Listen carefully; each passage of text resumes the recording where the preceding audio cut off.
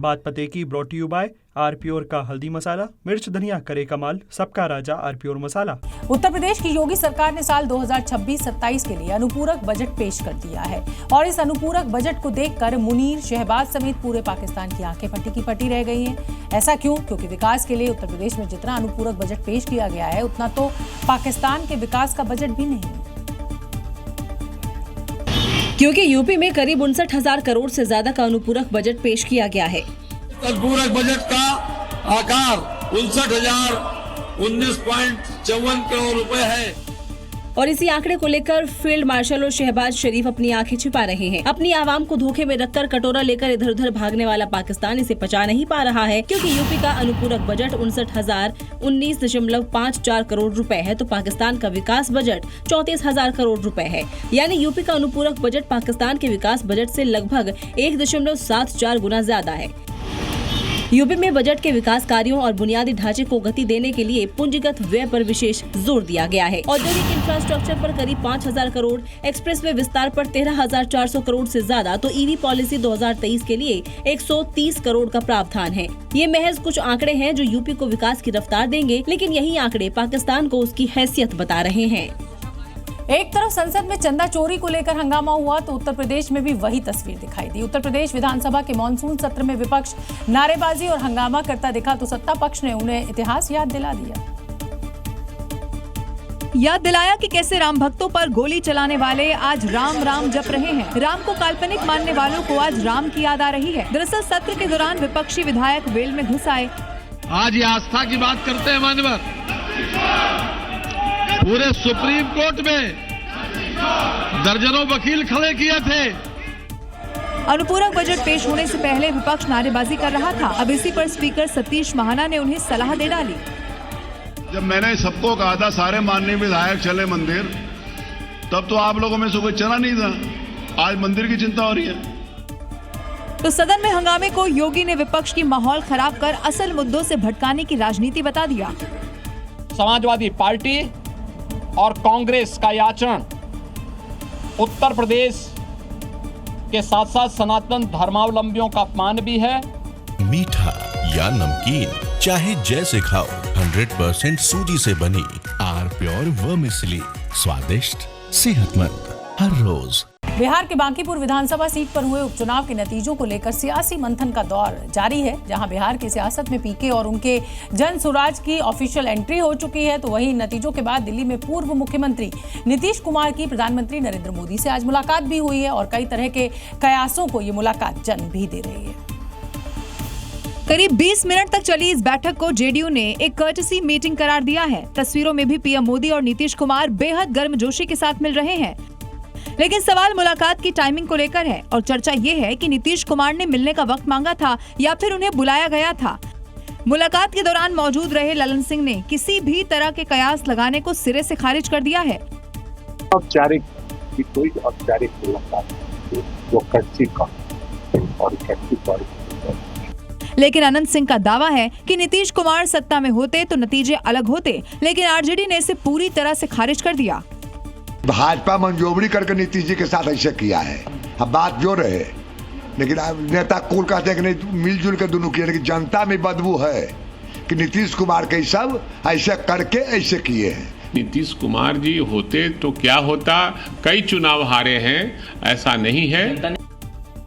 दिल्ली के पूर्व मुख्यमंत्री और आम आदमी पार्टी के संयोजक अरविंद केजरीवाल ने E20 के खिलाफ मार्च निकाला, लेकिन दिल्ली पुलिस ने केजरीवाल, मनीष सिसोदिया, जैस्मिन शाह समेत कई नेताओं को फिरोजशाह रोड पर ही रोक दिया।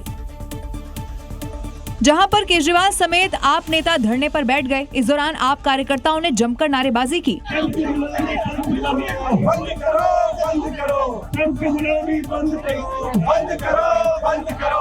दरअसल आप नेता E20 से पीड़ित लोगों के साथ प्रधानमंत्री आवास तक मार्च करने निकले थे, जिनके हाथों में देश भर से 2.5 लाख से ज्यादा लोगों की शिकायतों का बंडल था जो प्रधानमंत्री को सौंपना चाहते थे, लेकिन दिल्ली पुलिस ने फिरोजशाह रोड पर ही रोक दिया।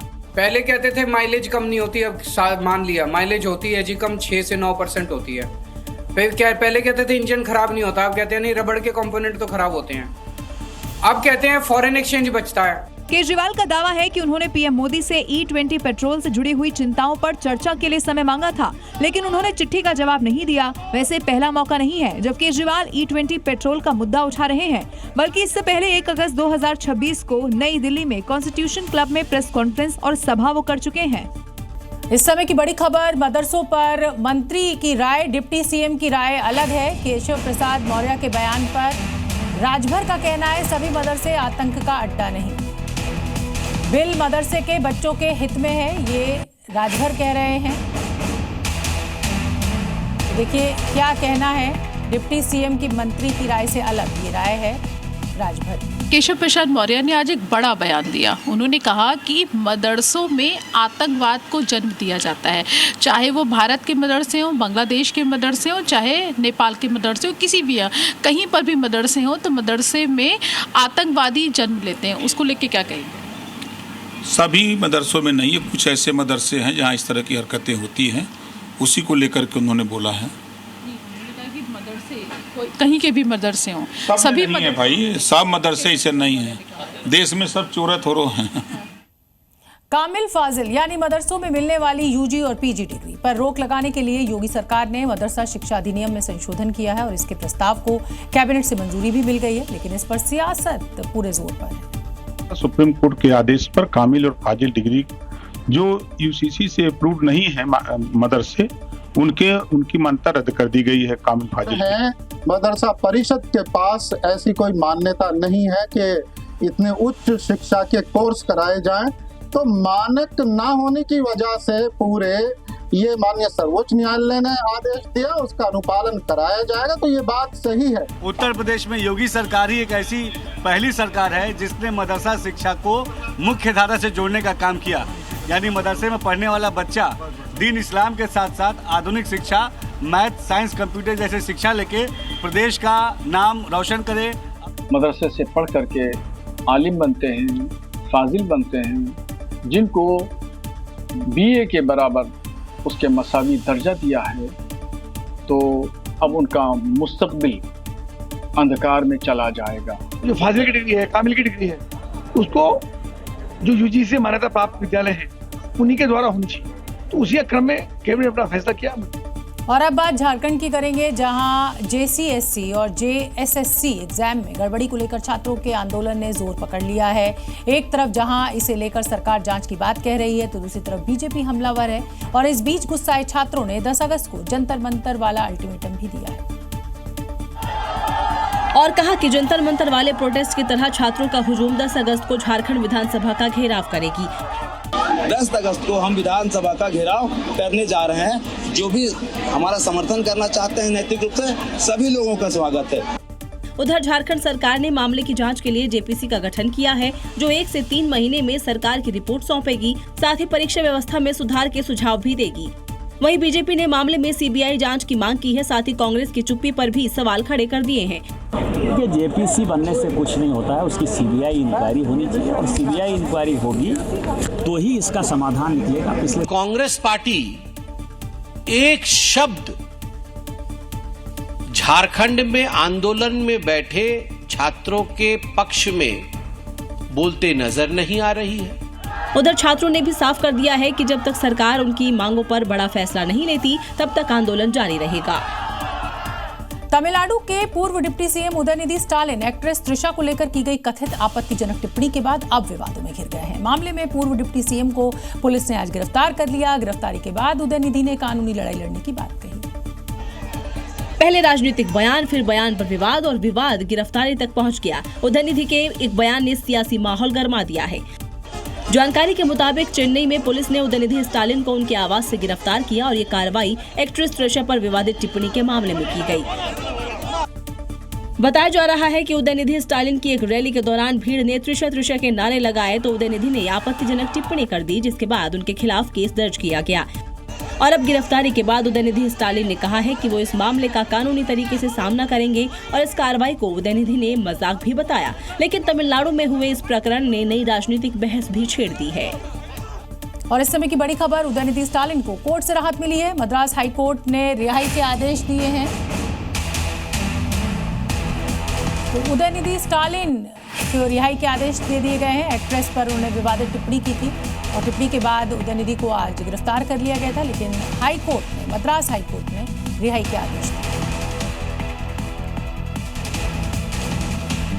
हरिद्वार में कांवड़ यात्रा पूरी श्रद्धा और उत्साह के साथ जारी है और इसी बीच उत्तराखंड सरकार का फ्लावर वाला अवतार देखने को मिला। हरिद्वार में शिव भक्त कांवड़ियों का अनोखे अंदाज में स्वागत किया गया। हर साल ऐसे ही किया जाता है। हेलीकॉप्टर से इस साल भी कांवड़ियों पर फूल बरसाए गए, जिससे पूरा माहौल भक्ति और उत्साह से भर गया। हर हर महादेव बोल बम के जयकारों के बीच आसमान से बरसते फूल तस्वीरें हरिद्वार कांवड़ मेले की हैं, जहां आस्था का भव्य नजारा देखने को मिला। उत्तराखंड प्रशासन की तरफ से कांवड़ियों के स्वागत में हेलीकॉप्टर से पुष्प वर्षा की गई। जैसे ही फूलों की बारिश शुरू हुई, शिव भक्तों ने हर हर महादेव और बोल बम के जयकारों से पूरा वातावरण को गुंजा दिया। देखिए, देश भर से लाखों कांवड़िए गंगा जल लेने हरिद्वार पहुंचे हैं।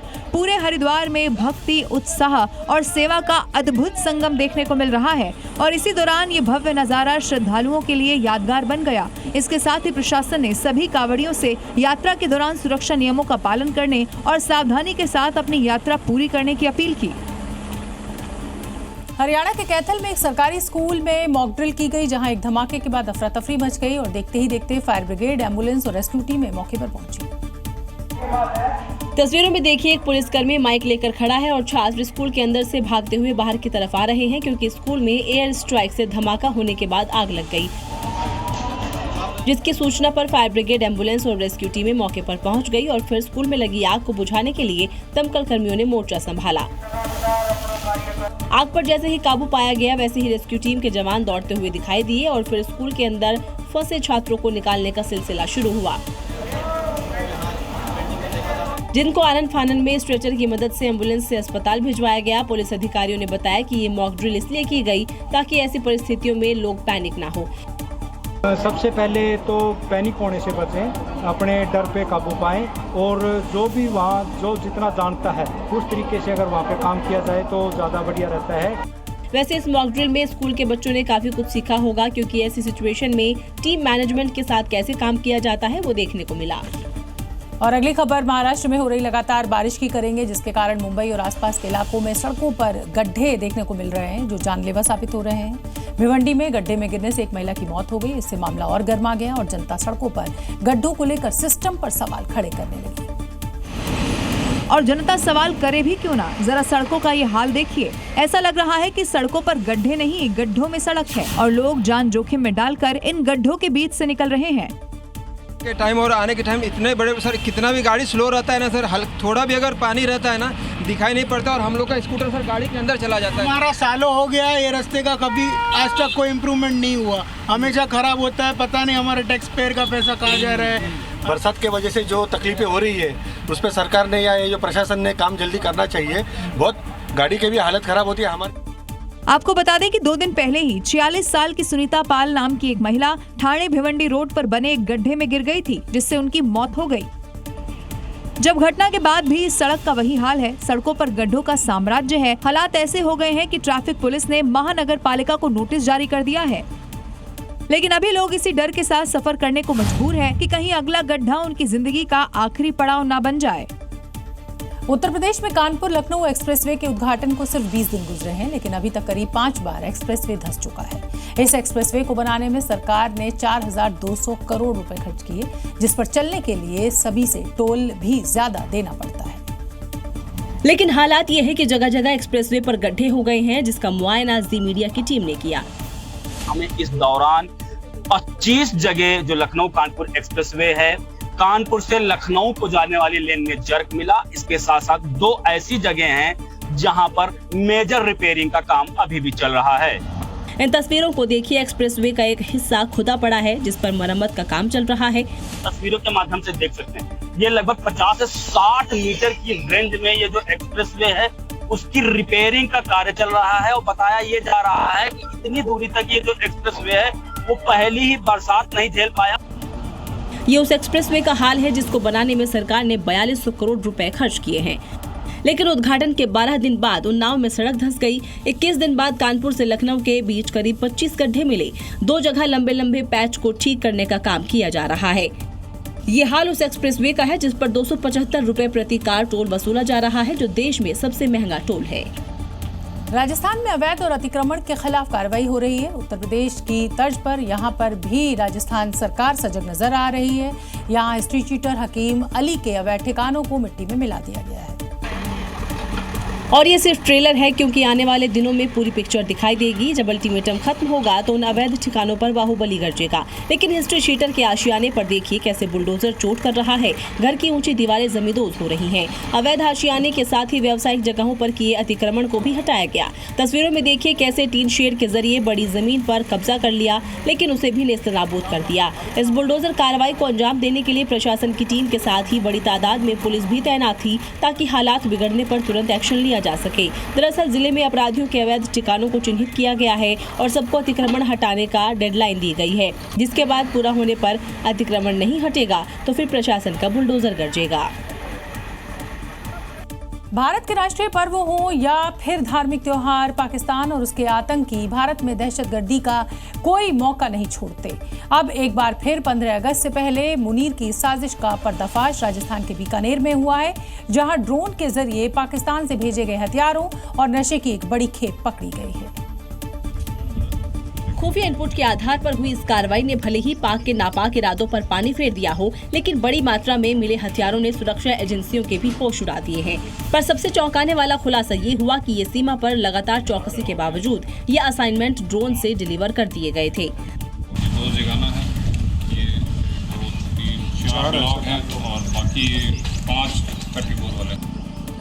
पकड़े गए तस्करों से पूछताछ में खुलासा हुआ कि ये सिंडिकेट पंजाब की एक जेल से संचालित हो रहा था, जिसमें राजस्थान और पंजाब के तस्करों का नेटवर्क जुड़ा हुआ था। इसकी फंडिंग हवाला के जरिए दुबई से की जाती थी और पाकिस्तान से ड्रोन के जरिए राजस्थान, जम्मू कश्मीर या पंजाब में हथियार नशे की खेप गिराई जाती थी।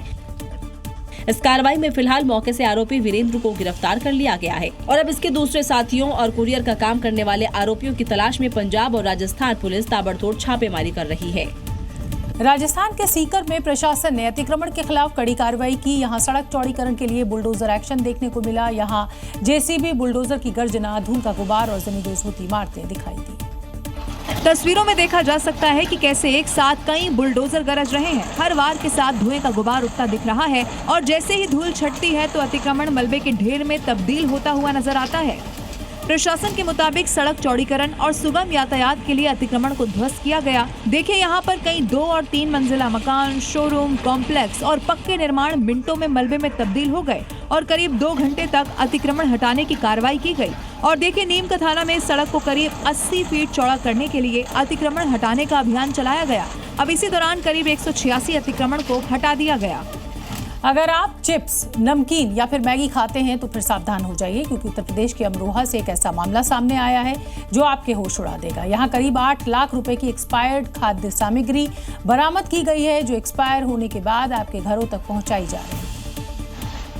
जी हाँ, यहाँ एक्सपायरी खाद्य सामग्री को दोबारा पैक करके बाजार में बेचा जा रहा था, लेकिन खाद्य विभाग ने छापेमारी की तो बड़ी मात्रा में एक्सपायर्ड सामान मिल गया। गोदाम में काफ़ी मात्रा में नमकीन, चिप्स, नूडल्स, काजू की बर्फी, एक्सपायरी खाद्य पदार्थ जो है रखे हुए था। देखिए चिप्स, नमकीन, नूडल्स और काजू बर्फी जो कि वीकली मार्केट के जरिए आपके घरों तक पहुंचाई जा रही थी। साप्ताहिक बाजार होते हैं, वहाँ पे जो है इस तरीके के एक्सपायरी खाद्य पदार्थ बिकने की सूचना हमें प्राप्त हो रही थी। 28 कुंटल के करीब जो है हमें सभी प्रकार का खाद्य पदार्थ मिला, जो लगभग 8.25 लाख रुपए कीमत का था। इन कारोबारी के पास से खाद्य विभाग को ना तो खाद्य लाइसेंस मिला और ना ही खरीद बिक्री से जुड़े हुए दस्तावेज। इसी के बाद गोदाम को सील कर दिया गया और 8 लाख रुपए का जुर्माना भी लगाया गया। खाद्य विभाग की कार्रवाई आगे भी जारी रहेगी, लेकिन हमारी आपसे अपील है कि खाद्य सामग्री खरीदते समय उसकी एक्सपायरी डेट और पैकिंग की जांच जरूर कर लें। योगी उत्तर प्रदेश के मुख्यमंत्री हैं और यहाँ पर उत्तर प्रदेश पुलिस जो है वो अपराधियों का लगातार यहाँ मंगल भारी रहता है। पिछले 24 घंटे के अंदर उत्तर प्रदेश पुलिस ने सूबे में पूरब से लेकर पश्चिम तक ताबड़तोड़ एनकाउंटर किए हैं और कई अपराधियों पर शिकंजा कसा है, जिसमें हापुड़ का 1 लाख का इनामी बदमाश इफ्तिखार भी पुलिस के हत्थे चढ़ा, जो पिछले कई महीनों से पूरे मेरठ जोन में पुलिस की रडार पर था। जिससे योगी फोर्स ने हापुड़ में धर दबोचा। इस दौरान जब पुलिस इफ्तिकार को थाने ले जाने लगी तो उसने पुलिस की बंदूक छीनी और फायरिंग कर भागने लगा। जवाबी कार्रवाई में पुलिस की गोली से इफ्तिकार घायल हो गया। बता दें कि इफ्तिकार 85 लाख की लूट मामले में फरार चल रहा था, जिस पर 1 लाख का इनाम भी घोषित था। इफ्तिकार की तरह कई और बदमाशों पर भी योगी फोर्स ने शिकंजा कसा और सोनभद्र, रामपुर, कौशाम्बी, बुलंदशहर, ललितपुर और वाराणसी में मुठभेड़ के दौरान 10 आरोपियों को गिरफ्तार किया। माफिया मिट्टी में मिल गए, गुंडे प्लान कर गए और जिसने जनता जनार्दन को आंख दिखाने का प्रयास किया गया वो अपने आप ही यमराज के घर भी सिधार गया है। सीएम योगी के इस अल्टीमेटम से अपराधियों में खौफ है और अगर किसी ने बदमाशी की तो उनके लिए योगी फोर्स की एक बुलेट फिक्स है। उत्तर प्रदेश के चंदौली में दबंगई का वीडियो आया, जहां नोटिस की तामील कराने गई पुलिस पर दबंगों ने हमला बोल दिया, लेकिन पुलिस ने इन आरोपियों की दबंगई 24 घंटे के अंदर ही उनका उपचार कर दिया। और अब जो कल तक दबंगई दिखा रहे थे वो सलाखों के पीछे हैं और हाथ जोड़कर माफी मांग रहे हैं। आज के बाद कानून का चर्चा करूंगा, मैं पालन करूंगा, ऐसा गलती कभी नहीं होगा सर, भविष्य में ऐसा गलती कभी नहीं होगा सर, मुझे माफ कर दीजिए। दरअसल 24 घंटे पहले नॉनवेज शॉप पर नोटिस की तामील कराने के लिए 2 पुलिसकर्मी गए थे, लेकिन उस दौरान दबंगों ने पुलिसकर्मियों से मारपीट और वर्दी फाड़ने की कोशिश की, जिसका वीडियो भी सामने आ गया था। अब इसी के बाद पुलिस ने दोनों दबंगों को पकड़ लिया, जबकि फरार आरोपियों की तलाश की जा रही है। लेकिन गिरफ्त में आए ये आरोपी अब कानून का पालन करने के साथ माफी मांग रहे हैं। उत्तर प्रदेश के कानपुर में पुलिस ने रवाड़ा गैंग के 2 बदमाशों का जुलूस निकाला और इनको पुलिस ने एक लड़के से मारपीट के आरोप में गिरफ्तार किया। ये पैदल परेड में माफी मांगते और हाथ जोड़ते नजर आए। कानपुर पुलिस इन दोनों आरोपियों का जुलूस निकाल रही है, क्योंकि इन्होंने एक युवक की बेल्ट और जूते से पिटाई की, जिसकी शिकायत मिलते ही पुलिस ने रवाड़ा गैंग के दोनों आरोपियों को गिरफ्तार किया और फिर करीब 1.5 किलोमीटर तक पैदल परेड कराई।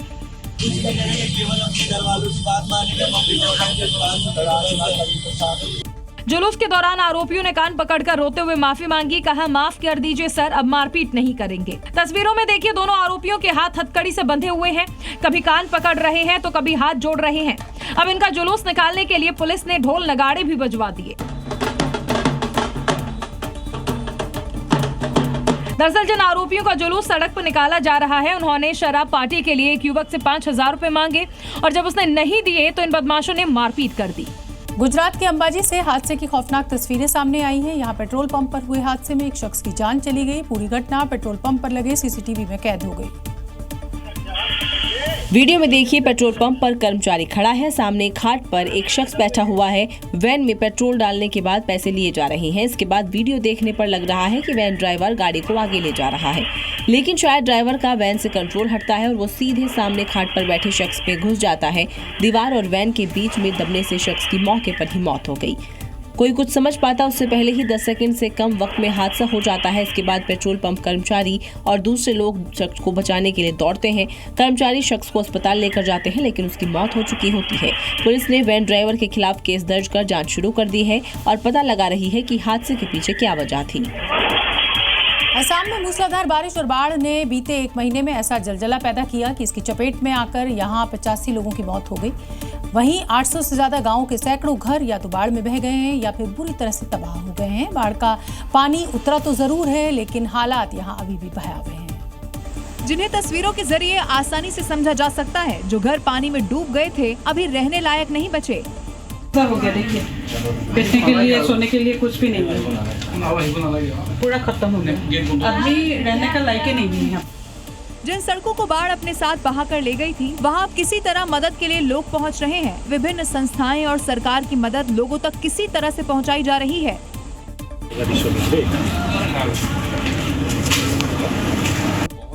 रेस्क्यू टीम ने लोगों को सुरक्षित बचा तो लिया, लेकिन अब इनके अपने आशियाने सुरक्षित नहीं रह गए। घर के सामान बर्बाद हो चुके हैं। इन्फेक्शन का खतरा इतना बढ़ गया है कि बोतल के पानी से लोगों को नहलाना तक पड़ रहा है। असम में शिवसागर, चराईदेव, गोलाघाट, जोरहाट, नगांव, बिस्वनाथ और कामरूप सबसे ज्यादा प्रभावित है। 800 से ज्यादा गांव पानी में घिरकर बुरी तरह से तबाह हो चुके हैं। 6 लाख से ज्यादा लोग बाढ़ से प्रभावित हैं, तो कई लोग अब भी बाढ़ के डर से सड़कों पर ही डटे हुए हैं और हालात बदलने और मदद का इंतजार कर रहे हैं। जम्मू कश्मीर में एक बार फिर कुदरत ने जमकर कोहराम मचाया है। शोपियां, अनंतनाग समेत कई इलाकों में बादल फटने से जमकर तबाही हुई है। पहाड़ों से गिरते पत्थर और सैलाबी मलबों से हड़कंप मचा है। रिहायशी इलाकों में अचानक बाढ़ आई और इससे स्थानीय लोगों और पर्यटकों में भारी अफरा तफरी मच गई। शोपियां में बादल फाड़ तबाही का खौफनाक मंजर देखिए, कैसे पहाड़ों के बीच से हाहाकार सैलाब बह रहा है और लोग सीटियां बजाते हुए लोगों को अलर्ट कर रहे हैं।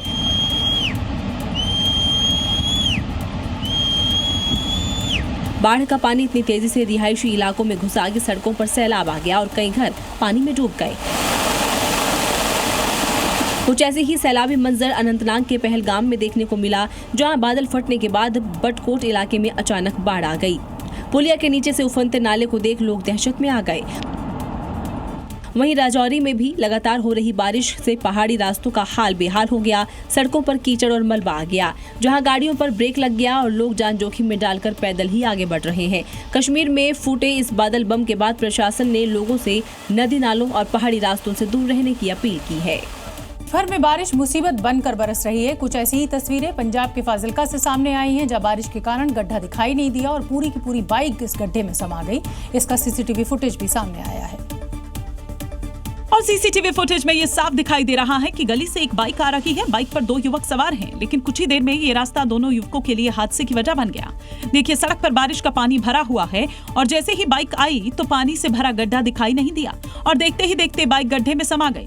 दोनों युवक भी बाइक समेत गड्ढे में गिर गए, लेकिन गनीमत रही कि समय रहते आसपास के लोग तुरंत युवकों को बचाने के लिए दौड़ लगाकर और समय रहते दोनों को सुरक्षित बाहर निकालने में कामयाब रहे, वरना कोई बड़ा हादसा हो सकता था। हालांकि बाइक गड्ढे में समा गई। जानकारी के मुताबिक यहाँ सीवर पाइप की मरम्मत के लिए गड्ढा खोदा गया था, इसीलिए बारिश के मौसम में जलभराव वाले रास्तों पर सावधानी बरतें, क्योंकि पानी के नीचे छिपा गड्ढा हादसा करा सकता है। तो ये थी खबरें 7 बजे की। कल फिर होगी बात पते की। नमस्कार। थोड़े में ज्यादा स्वाद, यही तो है इसकी खास बात। वाओ मम्मा, क्या स्वाद है। अरे मेरे राजा, मसाला।